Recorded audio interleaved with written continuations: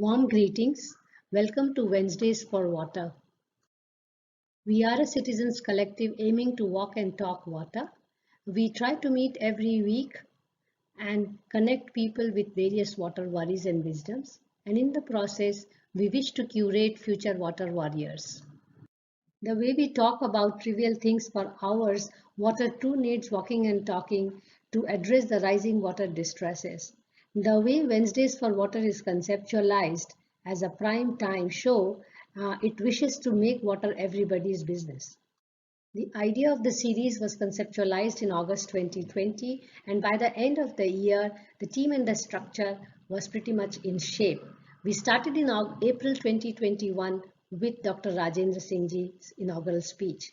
We wish to bring science and society together, and therefore we try to bring in every session either a policymaker or practitioner and a researcher or academician. We also think that future generation is crucial and therefore they have presence in each session. We are going stronger with every week now with session on either quiz, couple of weeks of hard talks and a week of soft session of art and music. There is a simple structure for each session of quiz, hard session and soft session which are moderated by the core team member. Here is a glimpse of what we call as hard sessions and soft sessions. Besides walking and talking water, worries and wisdoms collectively, we see this as a platform to cross-connect and expand our network and explore possible collaborations. We are also making notes to publish both scientific and non-scientific work. Here is a glimpse of some of our writings. You may reach us through email, LinkedIn, Facebook, Twitter, Instagram, and also look at our website www.w4w.in. We look forward to your suggestions and comments to make the series more meaningful and engaging. And meanwhile, we hope that you appreciate today's session.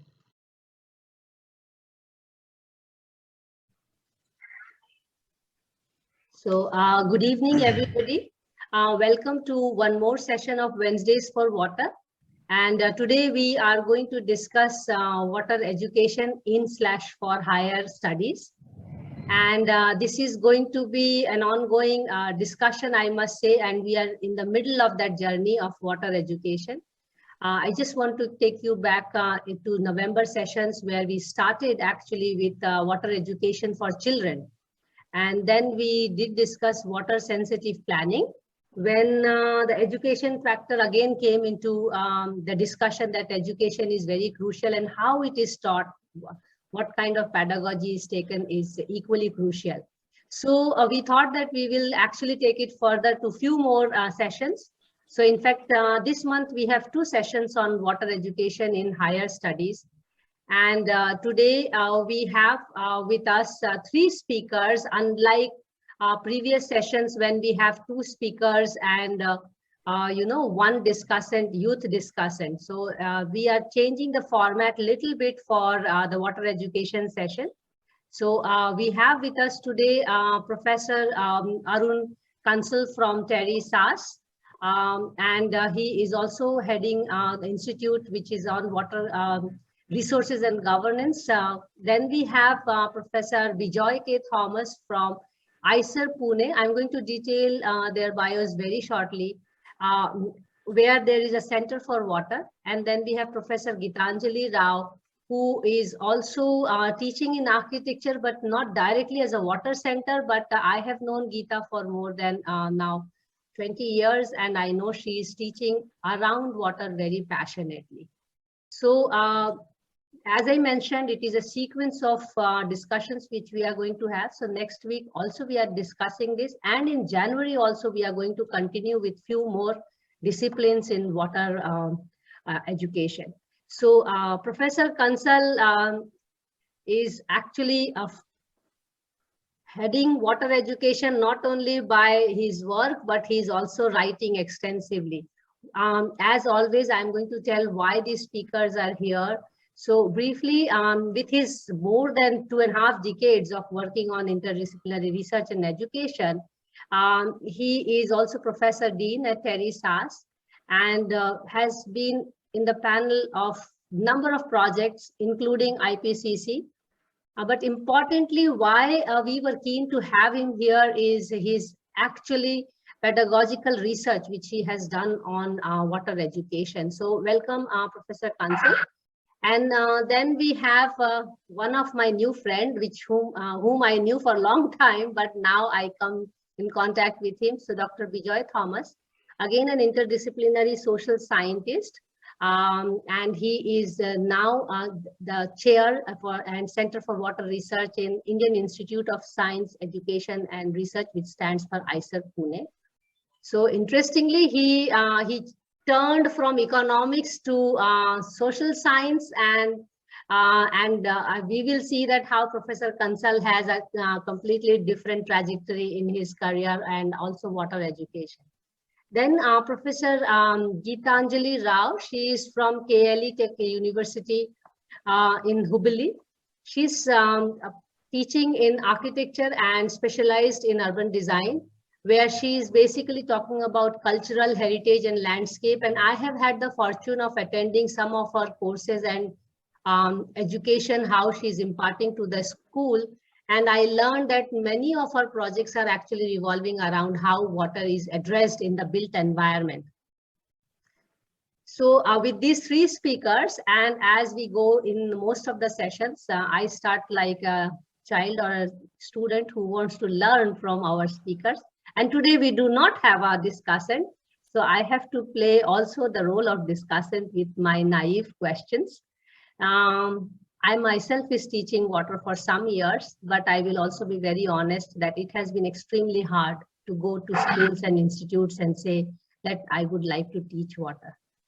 So there are a lot of questions in my mind, but since 2016-17, I took it very seriously that water education has to be taught as part of my Fulbright professorship in US. And I started designing courses. While going to many institutes, and this is where I will pose the question to Professor Kansal and later go to Bijoy and Geetanjali with other questions. While reaching out to many institutes, I found that the schools are not really so open about how water can be taught, what can be taught in water. So I did design the courses, but at the same time, there were challenges to really get across to the decision makers that what can be taught and what can be benefited by teaching water. So with this kind, I mean, everybody knows the water distresses, everybody knows that we have to solve the problem, but often I have faced this kind of question.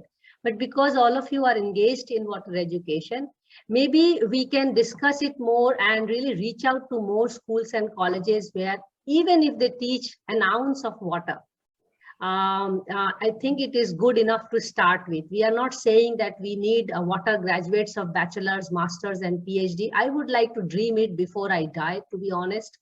But let's say at least a 2-credit, 4-credit course or 10 credits course if it is a 4 years or 5 years course, you know, or 3 years course, bachelor's, or 2 years master's. So at least some credit of water education can be you know, imparted to both bachelor's, master's, MPhil, PhD. But once his PhD, it is not a difficult thing if the people have taken water. But if I focus on bachelor's and master's, how do we really reach out to more schools and what should be the pedagogy? What should be the content? These are the two main questions I'm looking for answers from all three of you. But maybe you will also provide us a scenario what's going on in the country, you know, in water education. So that will be also good for all of us. So I'll open the floor to you, Professor Kansal, and maybe you can take your position, and then we will, after some time, we will have the discussion with all the participants. Just a soft reminder to both all the three speakers that we will try to keep it 10 to 12 minutes for each one of you, so that we can have a you know, a very interesting discussion, because I see many water educators are present here today with us. So welcome all the participants as well. And over to you, Professor Kansal. We start from the country and then come to your institute where I am also teaching. And I am teaching water governance at your institute. So thank you so much. Over to you. Yeah, thank you, Mansi, and thank you the entire team for giving me this opportunity to be able to share with you some of my experiences in water education. So today, even the theme is very interesting, which says water education in slash for higher studies. So what I will be doing is that for first 5 minutes, I will be speaking about water education in higher studies, and last 5 minutes I will be talking about water education for higher studies. So I will take both aspects. So, when it comes to the water education in higher studies, what I'm going to share with you in next 5 minutes is a kind of a need assessment survey which I did during 2014 to 2016, when we really conceptualized and started this Department of Regional Water Studies at Terry School of Advanced Studies.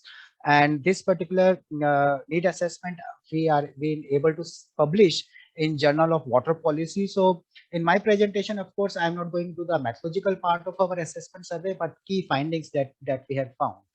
So during those time, we actually searched that how relevant is the water in terms of higher education as a focus areas of activities, and we searched about 897 institutions. And out of those 897 institutions, we found that there are 335 institutions only which are doing some kind of an education in water sector. So roughly 33% of the higher education institutes have some form of water relevant studies in their curriculum. So this is again that we can see that the penetration of water in the higher education has not taken up so well. Now, in terms of its distribution at the country level, so this shows that how many percentage of higher education institutions which are relevant in the water sector, how they are distributed. And interestingly, what we found that it is the northern region followed by the southern region, which has maximum number of higher education institutions focusing on water. Now, one point that we could notice here is that northeast region, which is a meteorologically flood prone area, and the central and western region, which is meteorologically drought prone area, have fewer number of water education relevant studies in higher education compared to the one where anthropogenic factor or climate induced factors is more prevalent, like in north and southern part. So this is a kind of a skewed distribution, and again this is a kind of a somehow pattern that we see, that wherever there is an anthropogenic related impacts are more, the education is taking it up, whereas the climate or meteorological factors are not that much relevant in terms of attention of the higher education institution. Now here again, if you look at the state-wise distribution, the large states obviously Uttar Pradesh, Rajasthan, and Tamil Nadu were dominant in terms of having water in their education program. But what we find that they are primarily engaged in research, primarily engaged in education, whereas smaller states like Uttarakhand are the one where both education, research, as well as research on the water is equally distributed. Now, even if we look at the kind of a degree which is being offered by the higher education institution, we find that it is the engineering and PhD. I'm not sure whether you are able to see the entire part. Yes, I think yes. So We what are we find seeing that, it. We are yeah, seeing it. Yeah. yeah. So if you look at this Venn diagram, again, it is a very interesting fact that out of these 325 institutions which are teaching, which has some relevance related to water education, predominantly they are PhD programs or engineering and technology program, followed by science programs. But when it comes to the water economics and social science, there are very few institutions which are focusing on it, and some have PhD overlaps with that, and some master's program on water economics and water studies. And if you look at, there are only couple of institutions which has perhaps which takes all the segments of this Venn diagram, which includes Terry School Advanced Studies, Shiv Nadar University, and there are a few more. So broadly speaking, again, the water education is highly skewed again towards engineering and PhDs. Science is somewhat there. Again, what we found that what is being taught in higher education institution, of course these are abbreviations, but let me just explain that majority of the programs basically have resource assessment, um, modeling, and impact assessment is the main stage. That is assessment of water resources, modeling of water resources, and impact on water resources, something which is predominant, followed by technologies for water adaptation, and we have agriculture and water, climate and water, and water quality and health. So these are the sectors which are WHF is watershed, hydrology, and flows. So basically, again, what is being taught is again mostly related to scientific aspects and resource assessment aspect. However, the topics like water disasters, hydro diplomacy, or when we take water economics, water laws, again, they are very much very less institutions which are giving information about these aspects. Water governance is again very low priority in terms of education. So broadly, this is the landscape of water education in higher education institutions. Then we also did a lot of surveys and questionnaire with the faculty members who are teaching, who are engaged in the water program, and we find that very few faculty members have some prior industry experience.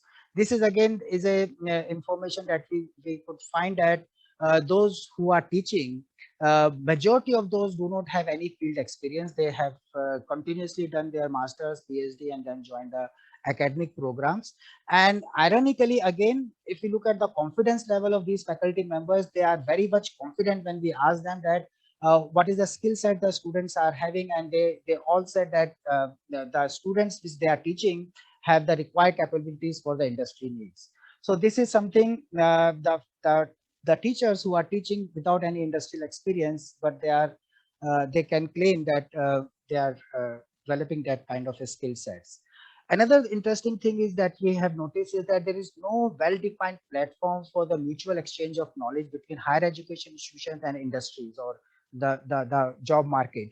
So the exchange of information and knowledge sharing between the teachers and or the stakeholders is actually that is something which we find missing. And another thing is that many international consultancy organizations which have offices in the country do not have research wings. So the point is that in the previous Venn diagram, when we see that there are large number of institutions engaged in the PhD programs in water sector, so sometimes if we wonder that where these PhD scholars are finally getting absorbed, when there are not enough research institutions in the private sector. In the government sector, of course, there is a limited vacancies, but in the private sector, there are not enough offtake of the PhD scholars.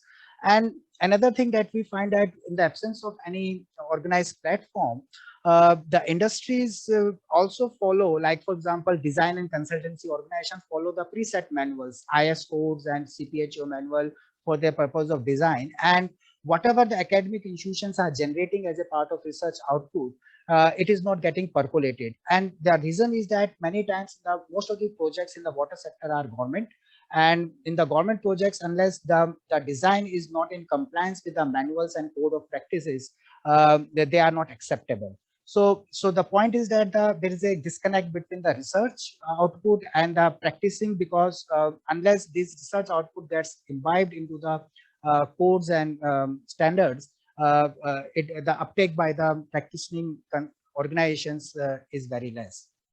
Now, water education for higher education institution, again, I'm sharing my own personal experience, and I'm of course making some bold statements here. Is that many times when we talk of interdisciplinary education, which water sector requires, it also is equal to ordinariness, as when because a student, if you look at they are ending up in learning little bit of laws, little bit of economics, little bit of science, little bit of technology, little bit of each and everything. Now here again, the dilemma that we face is that at a master's level, a student is expected to be specializing in something where the expectation from a student point of view that at least they should be able to say that they are very good engineer or they are very good in certain aspects. So many times when we talk of a holistic education in the water sector, interdisciplinariness and ordinariness is something which is a danger which comes because either it leads into excessive of course load on the students, and learning of the students in terms of specializing something found to be lacking. It happens, and hence this create another question of relevant education and quality education. So quality education demands a wholesome kind of an education which covers all the aspects, but relevant education is something which imbibes certain skill sets which can give them a good job and livelihood. So even if you look at the state of Punjab, which is very good in a number of GDP indicators, but if you look at in terms of water accessibility, they are perhaps fare poorly compared to many other states. So this is something we see. And as an educationist, we many times preach and practice case study based teaching. But again, I have a question mark how practical it is. Because in many times in case studies based teaching, we expect a student to go on fields. They spend time on field for a sufficient duration to understand the entire problem from a various dimensions. So say, for example, if we take up any big lake, and students are looking into the hydrological flows, they are looking into the water quality model of the lake, they are also looking into the livelihood aspects and many other things. So students have to spend a lot of time on the field to realistically understand a case study based learning. But again, the entire curriculum, which is to be crammed into 2 years duration, sometimes it becomes difficult to do it in a real sense the way it is intended to be. So somehow we have tried to overcome this lacuna in our own thing by using what we call as teaching clinic, and this is a term which we have praised for our own practice. Of course, during last 2 years, during pandemic time, we have not been able to do it, but we have consistently done it for first 5 years, and it has given a very good result. So what we do in teaching clinic is that at the beginning of every semester, all teachers, guest teachers, whosoever is teaching any course, they all join together, have a full day discussion on the courses that we are teaching. And what we do is that a particular theme, say for example, water pollution, a theme, if it is coming from a social science point of view or economics point of view or from a science and technology point of view, teachers discuss with each other that how they are going to touch upon this topic in their own lecture, how they are going to pace it, how much time they are investing, and when they are going to take up this thing. And this is where they understand each other. So it is something like when we teach multidisciplinary subjects to the students, so every teacher in their own discipline teaches and leave the classroom and left it to the students to learn from various disciplines what has been taught. But I think that at the teachers level, if there is a communication, and of course this communication, so that seamless integration of topics and dimensions in a from various disciplines, if it can come, that is something which yields lot of good results. And this is something, a model that we follow in terms of interdisciplinary education. So with these points, I think that this is I try to touch upon the points and I'm through now. Thank you. Thank you, Professor Kansal. I think it was a good overview to get from all over the country, and especially how you linked it not only with what is being taught, but interestingly, which I were not really envisaging, but you also linked it with how water education and research makes a difference. And education as well as employability also is an important aspect. When we impart those education, youth definitely seeks some future direction out of it, and also engagement in the society, how to engage. Another important takeaway from your speech is that whether we should be teaching case study based approach. I will just briefly share my experience on just adding to it, that when we are actually referring to literatures coming from outside, one is case study, that they do applied study, which I am also taking the route, because then students go to the case and really learn about it. But the mismatch I often find is when I have to refer to water journals or water literatures which are mostly written by foreign authors, there are a lot of mismatches. So as scholars and researchers and students, like we all are students, we also have to step up to even write a lot for our younger generation to read something which is being homegrown, Yeah. So that we can converge what we want to teach them and what they see on the ground. Yeah. This is also very often talked about in school education, that we are teaching children about climate change, which is a very distant thing, whereas we shy away from teaching about the next door pond, which is very dirty, or next door drain, which is dirty. So definitely this kind of issues come much stronger in higher education, because if they are unable to connect, they are also very quick to, get disassociated and get disinterested about it, because they Yes. don't see that they want to engage. Good thing is that youth today is very much up for engaging. Unlike when I was a youth, it was very much education for employment.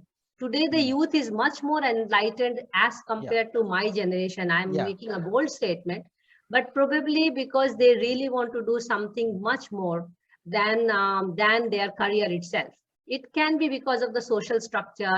I'm talking about those who are in, the privileged part of education. So we do talk about water and research and employment and youth's engagement into it. They should feel for it. Just Yeah. getting it for the degree is another disaster in the line of water education, I must say. Yeah. So I know we have to take it further here. So thank you, Professor Kansal. We come back to you. And Bijoy, as you heard Professor Kansal and also my concerns, and now you have a new center being set up where you are also planning a lot of things, and you are also running water talks. So that is also very interesting. So there are parallel sessions going on at ICER. So do join them whenever they are hosting. You will find their social media handles, as well as it is also on the Living Waters Museum.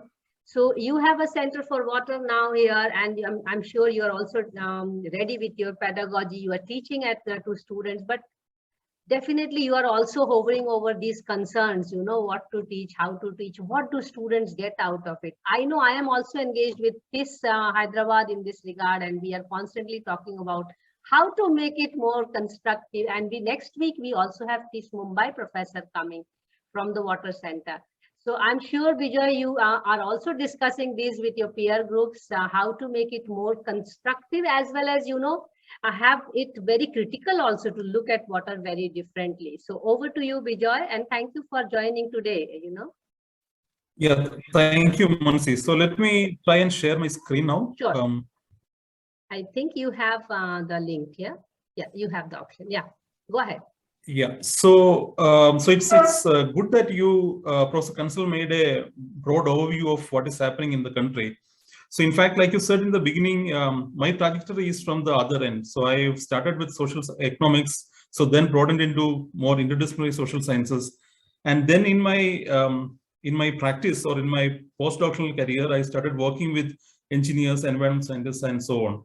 So in fact, as my thoughts on water education come not so much from running a master's program or anything purely pedagogical of that sort, but I have run training programs for government engineers, especially me from coming from the social sciences, working with many people from hydrology and environmental sciences, and also trying to train how to make government engineers to be more socially sensitive, and also young professionals and also people who are working in the sector to be sensitive to more broad normative issues.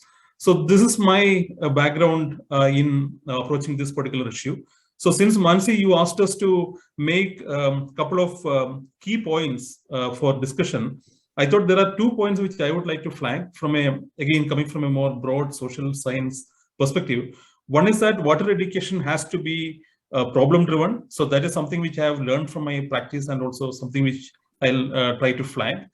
The second is it has to be anchored in normative concerns. So whatever you look at, whether it is pollution, whether it is climate change induced water issues, whether it is groundwater issues, so you'll have to really look at why we are looking at it, and that has to do with the values and normative concerns that we are actually concerned about. So that should be the starting premise of any water curriculum, is what I feel, also from what my past engagement has been. So in terms of what I mean by problem driven, I will just quickly flag a couple of things. So generally, when we teach in universities and also in research centers, we tend to emphasize on the more pure sciences or pure social sciences or applied sciences. So these are primarily curiosity driven or applications. So, but water actually presents a completely different problem before us, because it is real, it is live. So any water curriculum has to be problem driven, is what I would like to argue. And this is what we have also experimented with our training programs in the past. At the Center for Water Research, we have just begun engaging with students. We haven't actually formed a curriculum or a set of courses as such, but we are trying to build upon some of these thoughts.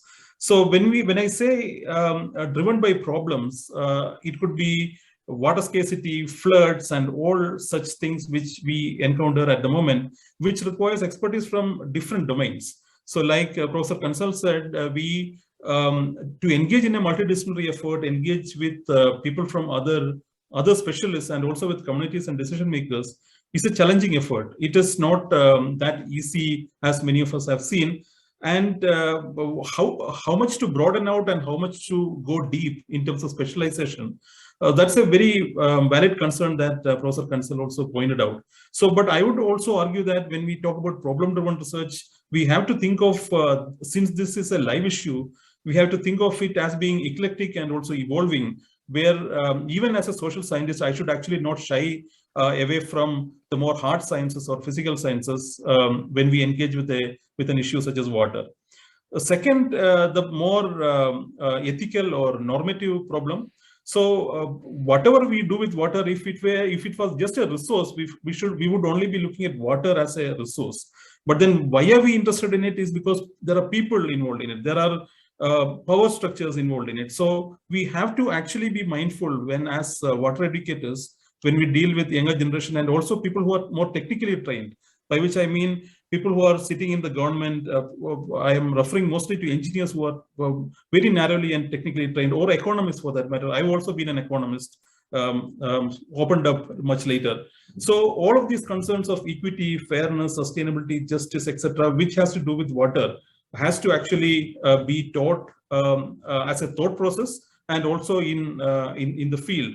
Just like the clinic idea that Professor Kansal was talking about. So when we talk about sustainability, we have to also think about the issues like environmental flows, sustaining groundwater. So we also have to think of issues like justice, where the city might actually use water, but then it would deprive downstream users of water of their due, and so on. So I'll also talk about a couple of examples whereby this can actually be better illustrated without going too much into the data or research part of it.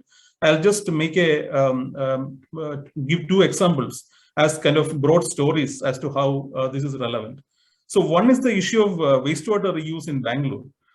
So there is a whole lot of emphasis on wastewater reuse in cities. I studied Bangalore closely for several years.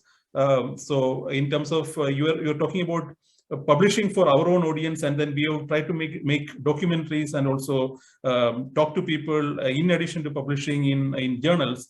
So that way the communication is more effective between the experts, the academia, the people in the civil society, and also the actual communities. So just to take this example of wastewater reuse. So if cities were massively recycling wastewater for their use, in the case of Bangalore, you see a lot of downstream dependence on Bangalore's wastewater. So in fact, this is water which is not treated fully, but which is used by downstream farmers for irrigation because it is rich in nutrients, and then they get good yield. And they have actually shifted crops based on their adaptation to the wastewater which has been flowing from Bangalore. So this actually throws into, as water sector people, a lot of questions on us. So the issues of upstream, downstream equity, the issues of justice, fairness, whose interest should be privileged, and so on. So it has to do with the more technical aspects, the more urban governance, and such issues, and also the more livelihoods and other angle which one could look at. So coming to another case, which is an ongoing work which we just began in Pune. Cities like Pune, even recently Chennai and other places also face floods. So we oftentimes blame it on climate change. So definitely there could be an aspect of climate there. But then looking beyond, there is also an institutional and more social factor which is actually playing a key role. Here in Pune, we found that there is some level of variation in rainfall over the last 30-40 years. But then probably the intensity of floods has to do more with other factors which are more institutional, which are more political in nature, which has to do not so much with maybe the biophysical aspects, but the way the city is managed, the way the governance structure is placed, and so on. So I think, so here, in terms of broadening out and also, going deeper into the specialized areas. So I think there has to be some level of, some level of trade-off, which one has to actually maneuver through as to how much should one be broadening out in terms of understanding this multiple dimensions of the water issues, and also deepening in one's own areas of specialization. So coming from the social sciences, I would actually argue for going back to the basics. So in the water case, going back to the basics means not the societal aspects of it, the social organization of it, but going back to the basic water cycle.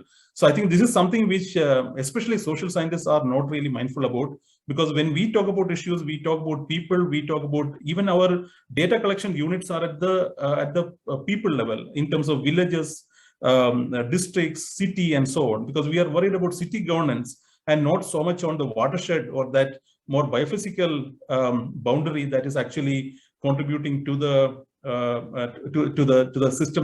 system where people are. So I think my argument would be to go back to the basics, start from the simple water cycle itself, and then educate maybe the social scientists more on this, just as the engineers are trained more on the social aspect. So that is the resource aspect, and also the scale. Like I said, social scientists tend to view water mostly from a more administrative unit angle, but then water doesn't really go through administrative boundaries, as we all know. And one has to actually look at the watershed where the people and institutions and the politics actually is situated. So you actually see here the boundary of the watershed where Bangalore used to get water from the Arkavati watershed. And so this actually comprises of some 1,000 villages. So this is the watershed which I studied along with my colleagues. So you have to actually put the watershed at the center and then bring people, institutions, politics there. I think this has to go into the curriculum early on, from where you can have the disciplinary details fleshed out later on. So then should come the systems, people, and the politics and the institutions into the water curriculum. So this is my broad thinking based on my experience working with mostly practitioners and trying to make them broaden out and also think in terms of the multiple dimensions that water sector professionals have to deal with when we talk about these issues. So I think it has to be problem driven first of all, and has to be primarily anchored in the normative premises, without which I think any curriculum, any thinking towards water education would be, we would only be speaking again to silos and compartments. So I would stop at that point and then take up more issues for discussion later on. Thank you, Bijoy, and good that you raised a very pertinent point that it has to be problem driven, but at the same time we have to really look at the normative thinking approach as well. So Gitanjali, I just saw you. I was missing you to have you speak after Professor Kansal, but nevertheless, I see you now very briefly, but I don't see your video again. There is some Are issue, you there? Okay. as I said. So can I start? Maybe I can. Yes. Maybe at the end I will share a couple of images just to show the exercises which we have been undertaking in the studio. Sure. Well, I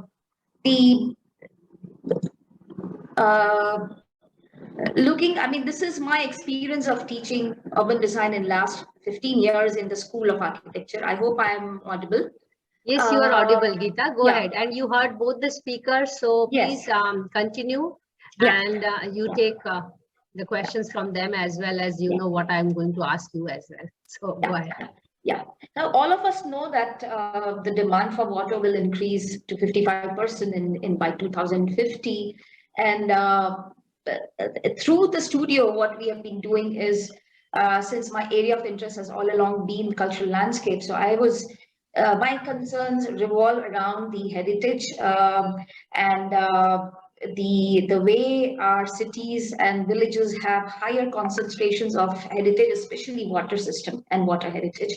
So this brought me to undertake studios which probably will not look into only the focused say beautification of water bodies or you know, enhancing just public spaces, but looking at it as holistically. So I believe that poorly conceived design has all along been dividing the urban areas from wilds, as well as we have seen that how by such kind of development the nature has been totally isolated. And what is happening as in most of the schools is that it is not even acknowledged in the process of designing. So I believe that to address the nature and the natural system consciously in the built environment, you need to first notice it. You may be noticing it as an academician or as an expert, but then how about the students? Unless you feel the presence of the natural system around you, you would not even respond to it when you are designing. So first and foremost, how do you sensitize your students towards seeing what is around, irrespective of whether it's a clean water body or it's a water body which is filled with filth. So that's how I look at it, the whole process, where I feel that how do you make the students to see? How do you and how does that happen? And probably it starts happening with your observation, your mapping. So you also draw in the process observation the wisdom which is there already embedded in the local community and how they are addressing water resilience. So the way I felt we could go about it is that first, delayer the entire water complexity through the design exercise and identify all its values in terms of natural values comprehensively, and then see how we can keep water at the heart of development in the design process. So I feel that the good habits are formed at home. This is my understanding, and only when the values of any resources in one's life is only felt when there is a dearth in his life. So I feel that bringing to the fore consciously the consequences of irreparable loss of water or green or biodiversity at all the spatial scales of the region or a city or a neighborhood, the students can then probably address through design interventions where they have to look at the natural system at a regional level and see how it is impacting and enhancing the built, and how do you get down to addressing at a regional scale and then come to a pocket level with the interventions where you find various ways and tools. Maybe it could be nature-based solutions, it could be solutions hidden in the biophilic approach, that how you arrive at the intervention. So as Ayan Mikhad points it quite rightly, saying that let us accept the proposition that nature is a process and that it is interacting, that it responds to the laws and it represents a certain values and opportunities. With that in mind, the first thing is the whole studio looks at undertaking an exhaustive ecological inventory before arriving at any design solutions. Of course, since we are looking at cultural landscape, we also try to look at water as a heritage, water as a man-made infrastructure in the form of all kind of surface drains and whatnot, and how it's been lined by various man-made interventions which you see, the nalas and the new projects which are coming up under smart cities. And we look at water at all spatial scales to then respond, because I believe that a lot of cultural heritage have been built around water over a millennia. We can see in the examples of civil structures of water supply or defense against water-related perils. So a couple of examples like Bijapur, Gulbarga, Bidar, all have responded to the scarcity of water. One can see how they have combated the scarcity of water through an excellent water engineering system, by be it Kares in Bidar, or be it the way they have tapped water through various water bodies, which is spread across the entire 45 towns, which means that they had a better understanding of the surface drain and the water table. And then, so these have to be looked at. So because the heritage, and for example, the heritage, if it is if it is to be understood, because it's also a part of a governance system. Probably it was then the kind of a governance system which set up for equitable and efficient water management then. I'm not talking about now.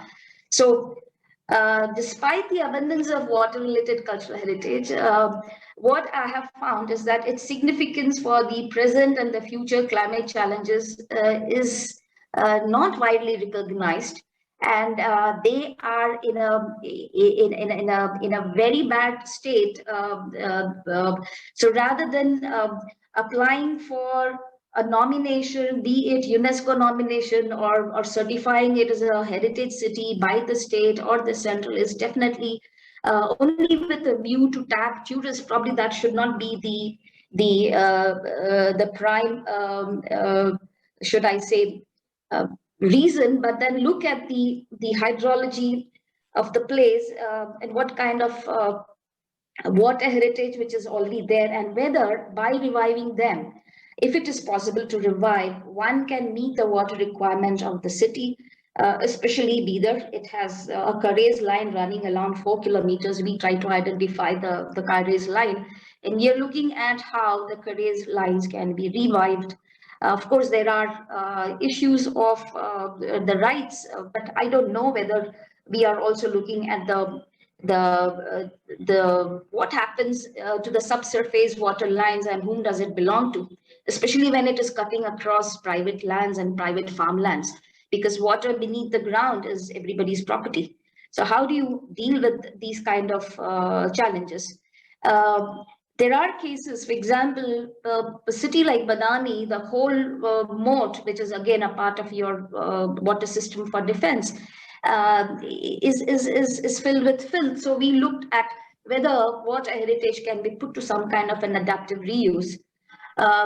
Through interventions for projects, asking a student to do a project very similar to how do you design a water museum close to the Karez line, which also becomes a part of a public realm, where you not only educate the people who come to the place about the existing water system, but then you are also allowing the community to equally participate and take the responsibility of managing the existing heritage water network within your premises, and in turn how one can should I say how a student when he goes to these sites, what is it that one should be deriving from such field studies? And the idea was to sensitize them,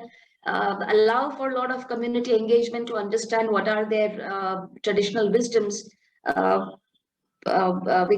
which they have been following, and how they can be incorporated into the new intervention. So I would like to share 3 slides quickly. I hope I'm able to share this. Please go ahead, Can you please Geeta. enable it, Mansi? I'm unable to share the screen. Okay, let me just see.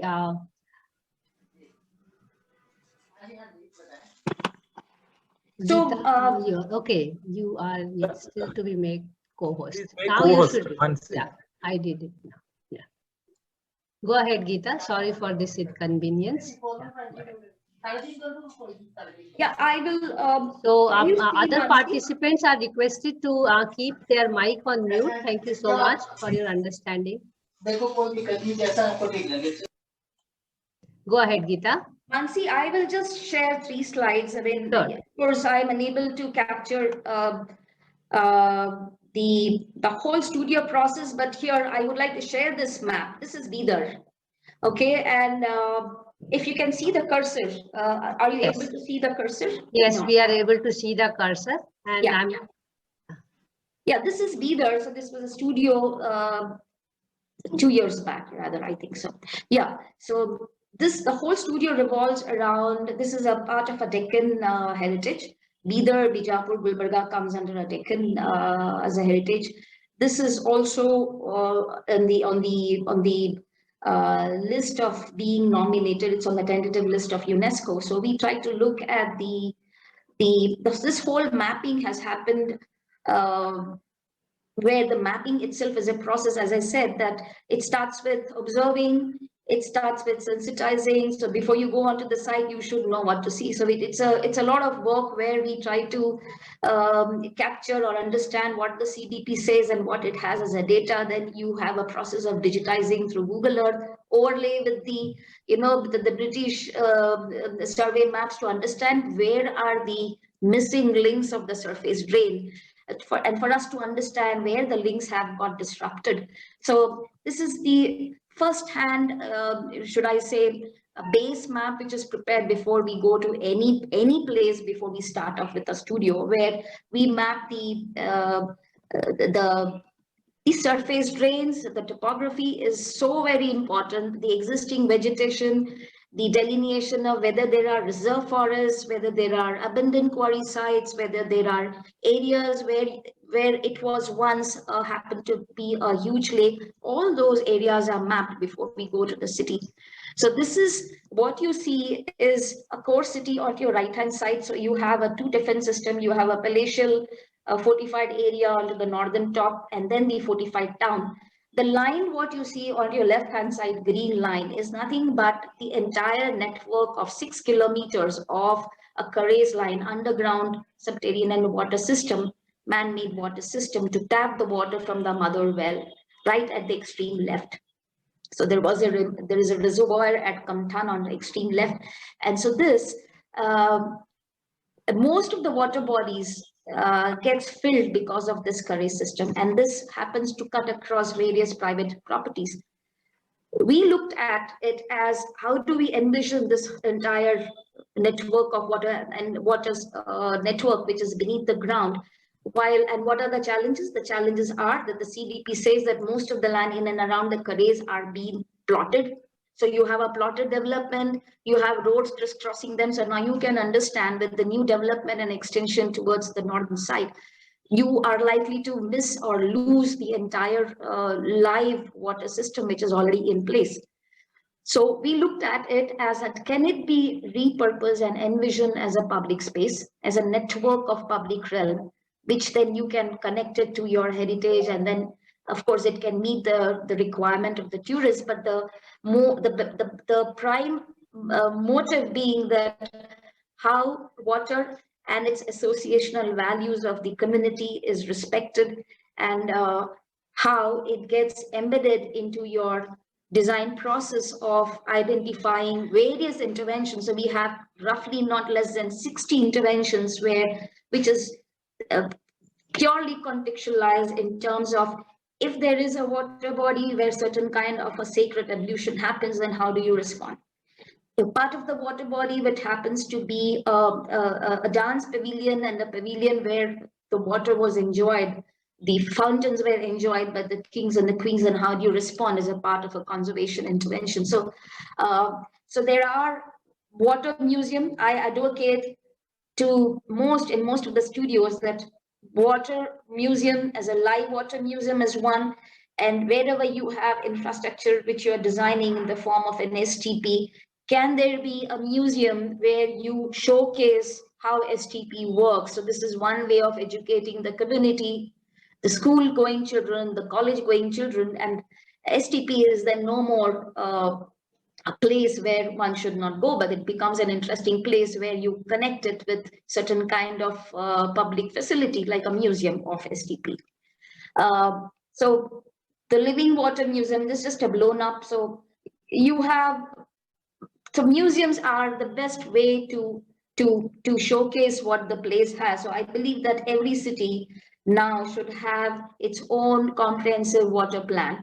Probably then that can, and also it should then get linked to the green plan, that is the share of vegetation in the form of forest, and then that can be regionally responded later. But as a city, whatever is left, what do you do with it is what is the challenge which especially the students of architecture and urban designer and planner can think of when they are doing a CDP. Now you look at it that this is the part of the overall map which I showed you. This is the core city. What you see as yellow around it is nothing but an area which is dedicated exclusively for retaining its vegetation, reviving the moat wherever essential, desilt and try to connect the entire surface drain. The two lines which cuts across the fortified town is again a line which of course you cannot save it because it is beneath the ground and beneath most of the houses. But then these are the once we do this, then a team of 40 students are given various pockets for them to intervene, and each one of them have a site specific intervention which is governed by a broader vision for the place with respect to water. This slide is a little blur, but this is a slide of Gokarna. Gokarna is a different issue. That's a Mukti Sthal. It is close to the sea. It has its own network of water bodies, and each water body has its unique social and rich and religious significance. At some Pushkaranis, the last rites are undertaken. Last rite happens onto the sea edge, and of course there is a lot of open defecation happening. More than 60% of the land in Gokarna is covered by forest, so that's again an added advantage. And there are various communities who and especially the tribal community who reside. So a challenge like this, for the students is that how do you respond to various group of people who come there? One, those who are coming for sightseeing and for recreation, and another who have come for the last rites, and then of course the community. And you can see that there is an exercise of again identifying the network, then undertaking a delineation of buffer, and then coming up with their interventions. And this, of course, is then in turn as a larger vision. It's made up.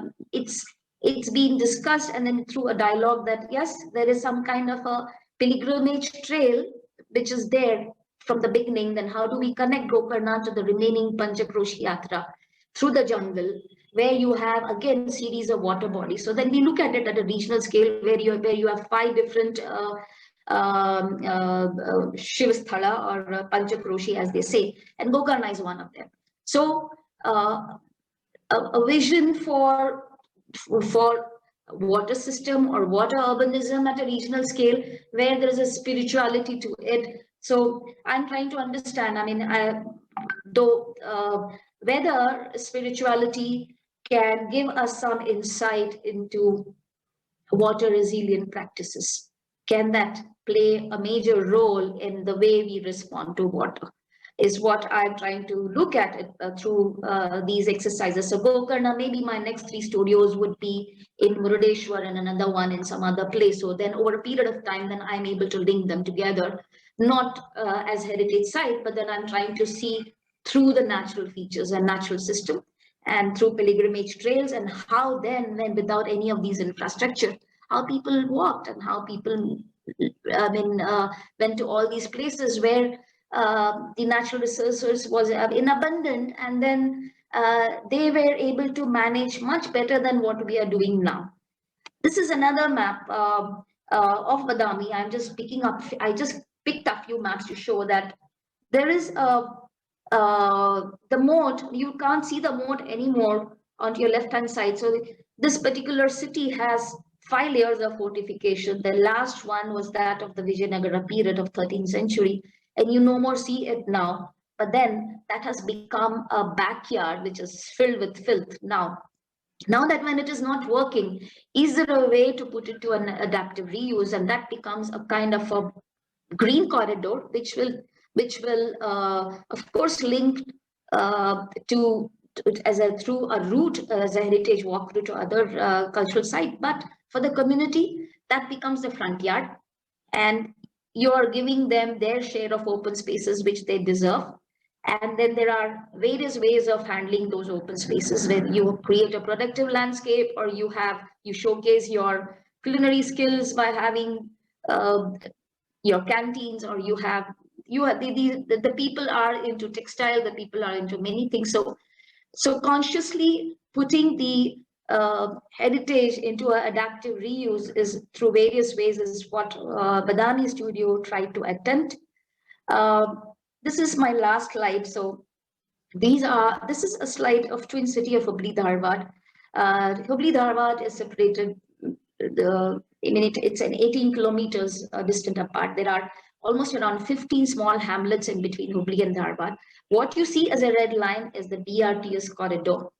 And this whole studio is was the first studio happened in 2012, where we looked at the Nala of Hubli and its various water bodies around.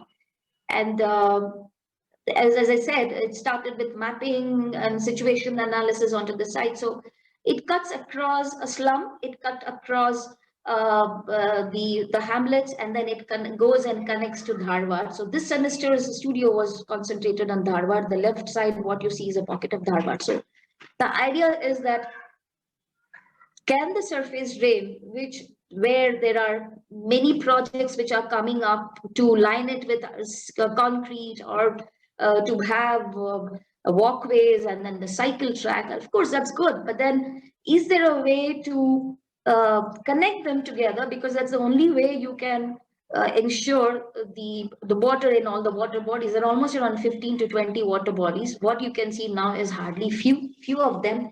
Is there a way to connect them by reviving the surface drain, connect them, delineate delineate not only the water bodies but also the open spaces. The open spaces need not always be manicured lawns, but then we look at it that there are farmers who are into farming, but then they are succumbed to great pressures because of urbanization. They are giving away their land. So is there a way that such kind of surface drains, when you are dealing, and most of the cities are doing it, but then this particular studio attempts at looking at, can you create a lung space big enough that you can always take up this route and go to your places of work? Is it possible for all the villages which are the village hamlets which are around to still continue to take up farming, whereas and ensure that they are given enough incentives that they do not come under the pressures of change in the land use, or they succumb to pressure of selling their land. And this particular studio looked at what are the different nature-based solutions you can put into place while you're handling a neighborhood level open spaces where you have water bodies, or how do you design your built form or typology so that it informs the larger vision, that how do you tap every drop of water from the roof? How does it reach the nearby water body or the catchment or the retention pond?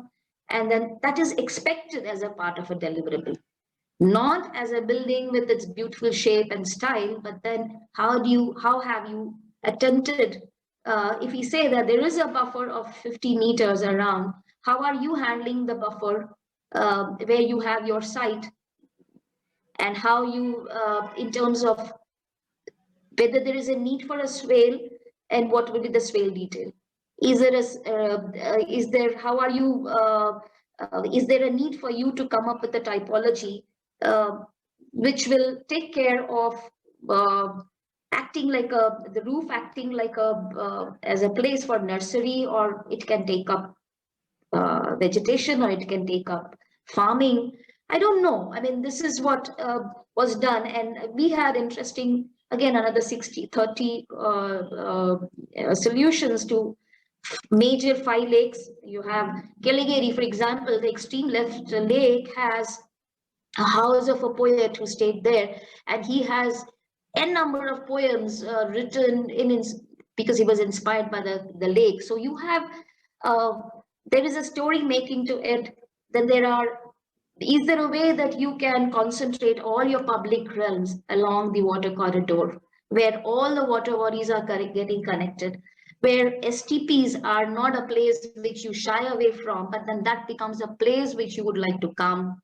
Can you design forest around these water corridors where everybody is involved, like a hands-on?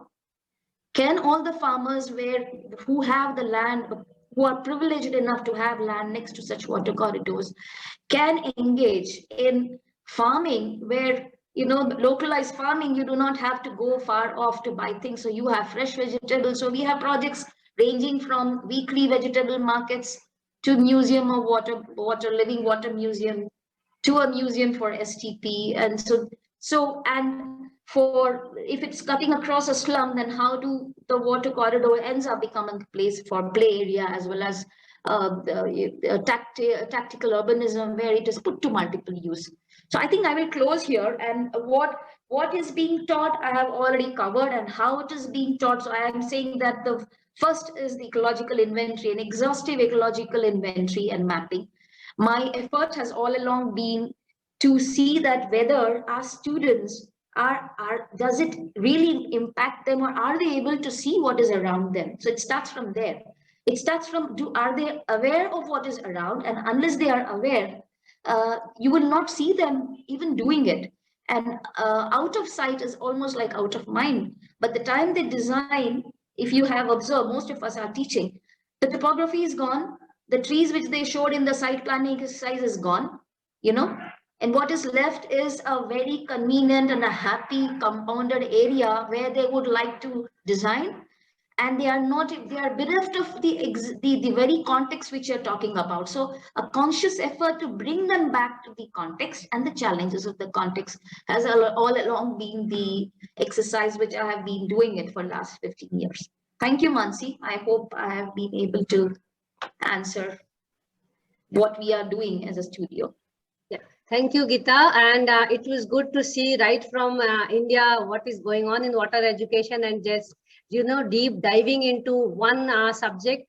Built environment becomes a very crucial subject to talk about water as an education, because it is also one of the major contributors of what the problems which we are facing in water systems today. So with this, I think we will open. We are running late as the discussions were really going very good by the speakers. So we have to open the discussion. To be honest, it was anticipated that we will have more time for discussion. So we will go with Vishal has a very interesting point here. So Vishal, if you are still around, would you like to raise that point?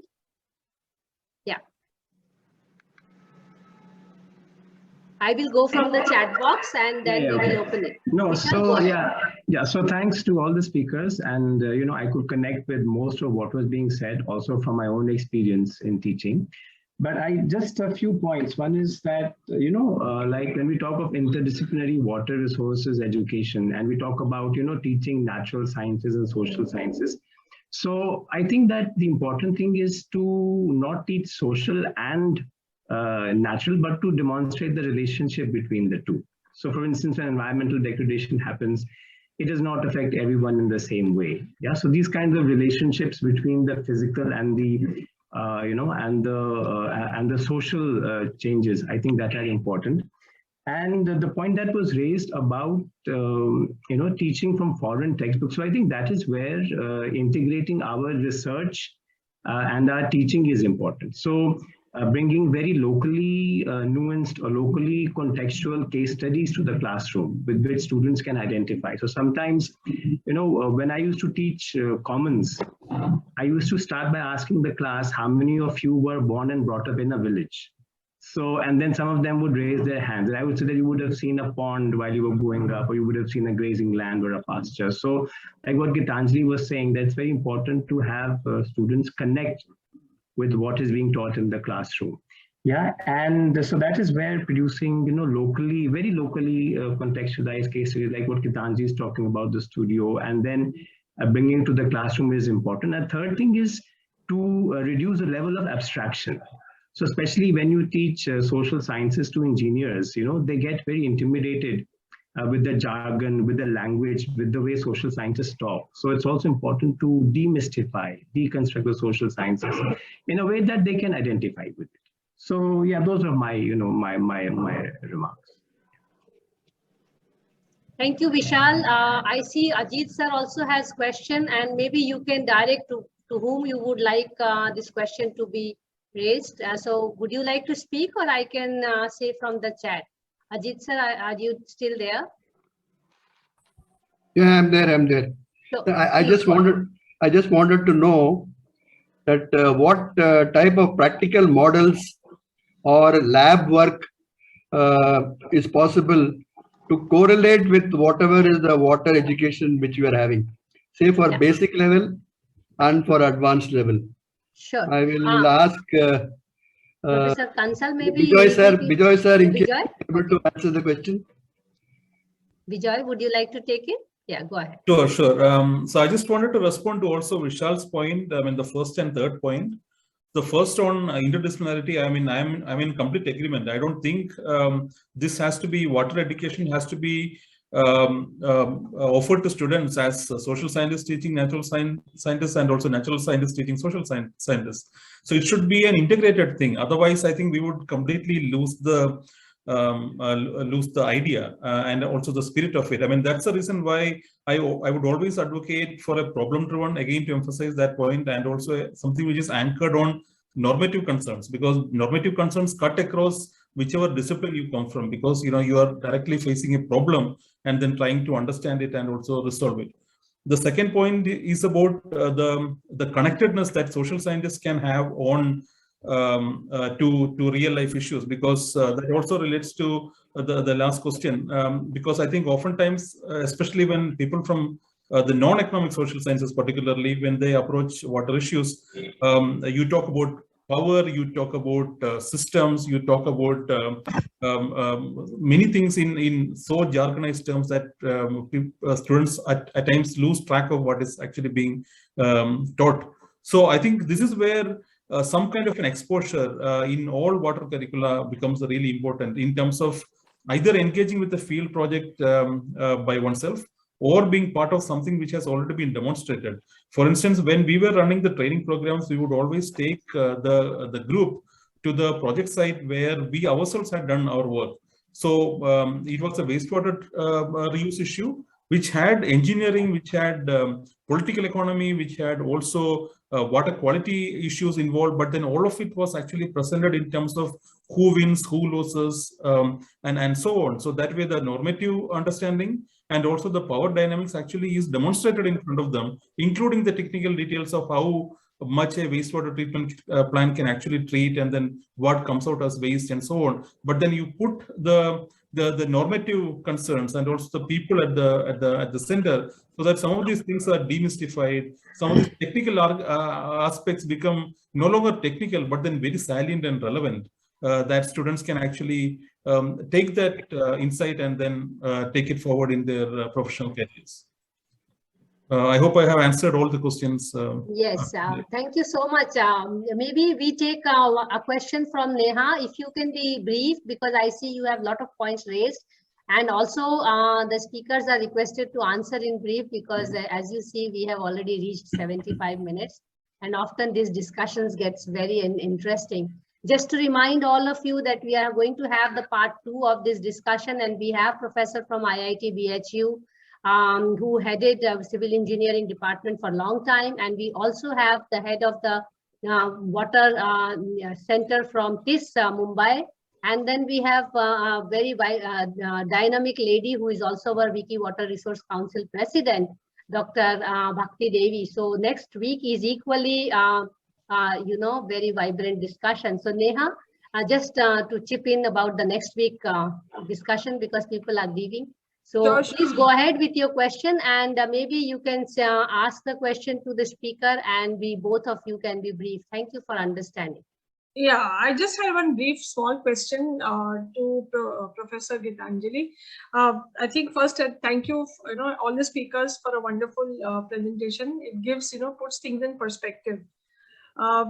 Professor Gitanjali, when you say an intense ecological inventory, given that this studio duration is 16 weeks in an academic, in an academic semester session, how much time would you, dedicate to the ecological inventory, collection, analysis, and then trying to, put it in design? Because my experience of students' capacity, mental capacity to translate all of that, by the time they get onto design, they're fatigued, they're mentally fatigued.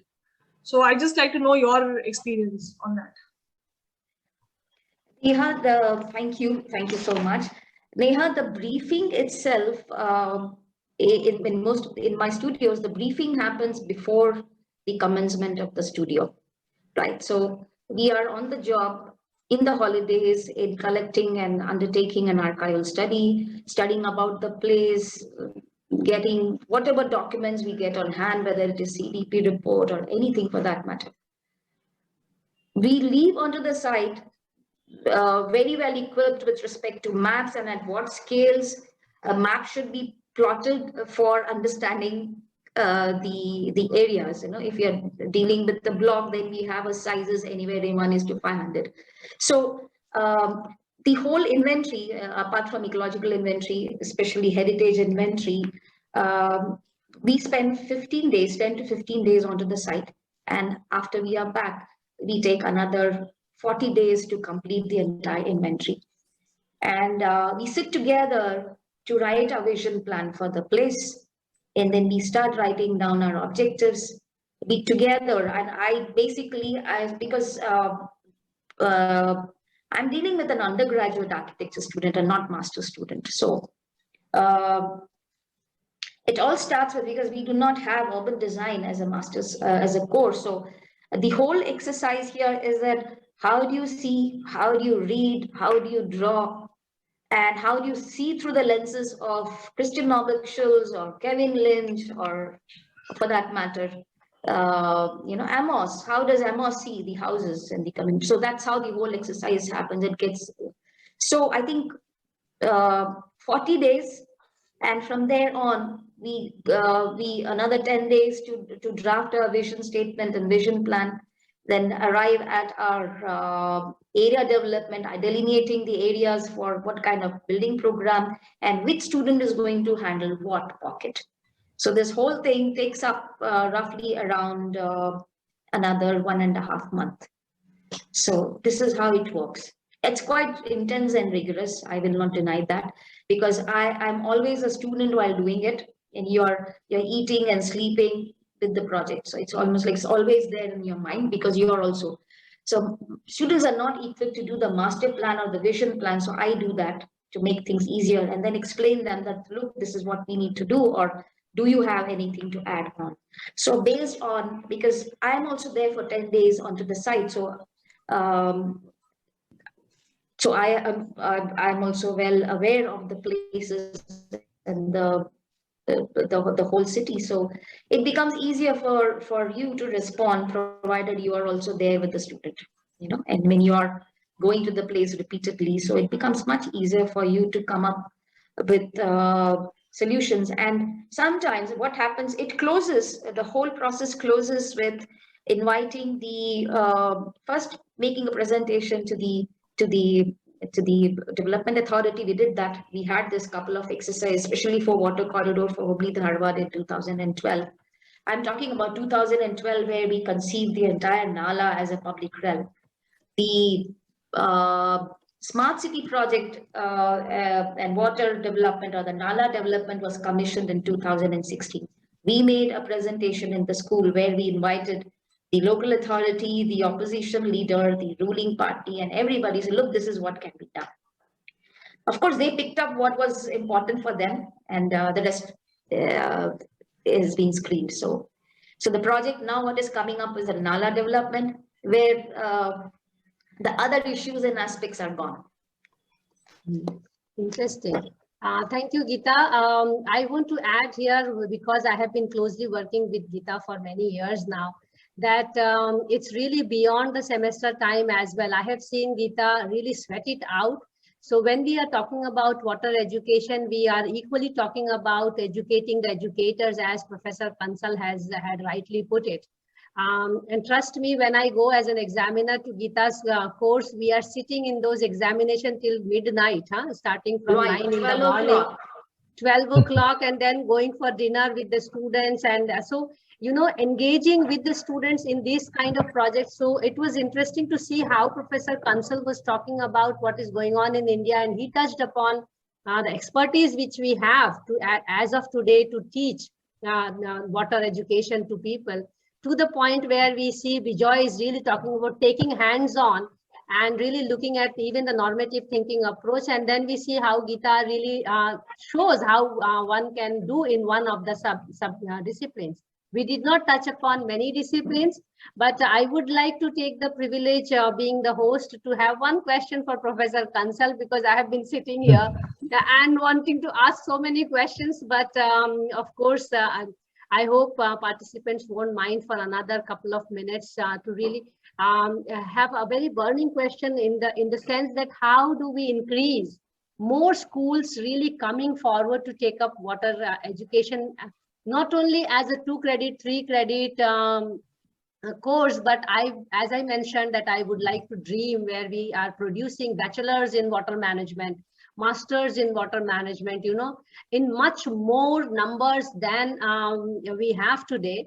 And it often surprises me not to compete or compare with the bachelors in fashion management in a country where we have more fashion management and other shoe management and all kinds of computer management courses than water management, where we all know that we need water to live before we have our shoes and fashion and our computers. So this is just a naive dream, and I'm always posing very naive and simple questions, keeping in mind that our participants are not coming from one particular discipline, and also water is not a domain of one discipline. So I often try to keep it very general and very open for people from all disciplines to really enjoy and understand what we are trying to talk about. So Professor Kansal, do you have any magic wand, or we call, you know, like we just gumao it and every university says that, okay, we are going to have water education and at least one course of water or one degree of water? What do you think? Because the national education policy also did not really put a lot of thrust on the way we should look at sustainability, climate change, water. These things really did not come out so, you know, I will say profound or robust in the new education policy. I did notice that agriculture has been made integral part of most of the education. I wish water was also made integral part of water education. Because no water, no agriculture, no economy. So, probably I am too obsessed about water, and because people think like that I am obsessed. But I think we have to think about it. It's high time. How do you think that we can really convince not only our educators, but also our politicians that they talk and walk water? So over to you. Last question. And I promise all of you. Yeah. Okay, Mansi, here I would like to say that it is not necessary to have a program on water or a course on water. The way the water is all in the 3 physical states, solid, liquid, and gas, and water is there in all the aspects. It has a management dimension, economic dimension, financial dimension. So I think that more important is that water can be built in almost all disciplinary fields. So it need not to be necessarily to have a program on water or a course on water. That is a silos approach. But I think that even a student who is having a medical degree, there is a lot of water quality and health, and how it is related, and how the entire sector has to respond to the water quality issues. And same way with the MBA student, water as an infrastructure and water as a resource. And again, I think, so the point is that I think that infusion of water education in almost all disciplinary fields in terms of its discourse is a first step, major step, I think should be there. So it is not necessary to have a certificate or a kind of a stamp of a water degree or a water course in the grade sheet. But important thing is that if we need to really imbibe in the educators and education sector that these natural resources and sustainability aspects in broader sense is a part of almost every field, whether it is legal studies or social science or anything. So I think that is very important, that are we evaluating and auditing our course curriculum from the point of view of addressing the core societal issues. So I think that is my prescription for that. Second is that, of course, the students, if you look at from the point of view, they are job driven. And important point here again is that there is no organized job market, unlike IT sector and other things which are big takers or of this. So the point is that here again we have to be little cautious, in the sense that aspiration of these students is to earn livelihood immediately after their graduation and post graduation. And so in that sense, again, I think that in the job market also, the profiling of the qualifications required for to enter into the service has to be little more flexible. And most of the time I had seen that it is biased towards engineering degrees and other forms of it. So that is another constraint. I see that higher education institutions are not going overly the way it is being. So even higher education institutions are also market driven and the kind of a demand. So these are the things. Yes, unfortunately. But now this is the opening of the sector, and reducing the government budgetary allocation is forcing this. So I think that more stepping stone is that water can be a part of education in all the fields, whether it is mathematics, physics, you name the field. I think that there are enough examples by which water can be built in. So I think we have a paper due together, because I have also listed down what can be taught in every discipline, because yes. For last 5 years, I have been reading curriculums, what is taught in water. What makes it a bit ironical when I started looking at IITs and IIMs in the country, when a big institute like IIM talks about management and does not have a course on water management, it really burns our heart. So everything That's is true. Going to be managed other than water management. But just to give you a glimpse of our forthcoming Wednesdays for Water, we do have a Padma Shri coming in the beginning of January, and going to talk about these things, taking it very seriously right from the ground to the IIMs. So please do keep joining us. So we should bring the session towards the end. I would like to take this opportunity on behalf of the entire Wednesdays for Water team to thank all the speakers first, to take out time. And I would like to also apologize to them that we have been after your life for all kinds of information and what you are going to talk and all. So we really believe that you were very kind to us to give us time first, and also you took it very sportingly and enthusiastically to share your wisdom with us.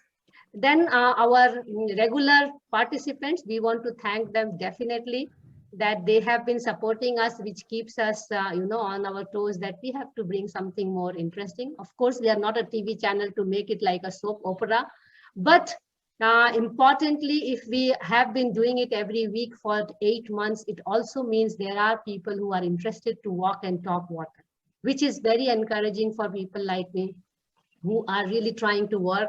And we have a very good team of 8 people who are really working day in and out, and junior people along with the 8 senior people. So we are really thankful for all your support and encouragement to come forward and really join us in these discussions. We do hope you are enjoying these sessions, and we are bringing very interesting sessions in the forthcoming ones. Apart from, as I mentioned, a couple of Padma Shris have also agreed to join.